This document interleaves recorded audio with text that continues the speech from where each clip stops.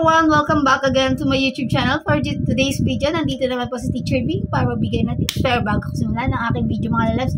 Baka naman po, just hit and click the bell button down below para maging updated pa kayo sa mga video na aking gagawin. So stay tuned and enjoy watching.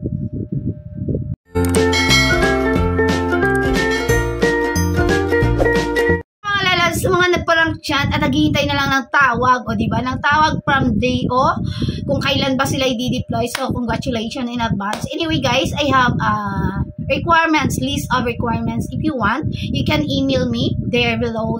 Nakalagay po sa description ng aking email kung saan nyo po kay email para sa soft copy ng mga requirements para diba pag tinawagan na kayo, may idea na kung ano ba yung need na requirements ng isang Teacher 1 applicant. So yun nga mga lalabs, make yourself busy while waiting for the item kasi yung item po or pagtawag po ng DO is hindi po nyo alam kung kailan. So make yourself busy dahil para rin pong si forever minsan ang tagal pero worth it naman pag dumating, diba? So sa mga naghahantay dyan ng tawag, keep on praying lang po, think positive. Yun nga, manood na lang kayo ng K-drama para hindi kayo ma-stress.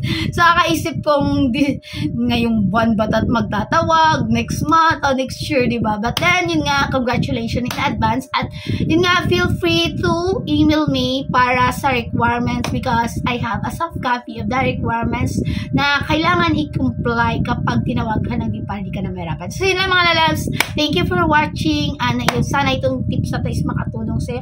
So bye everyone and see you on the next. Bye! Thank you for watching. Bye!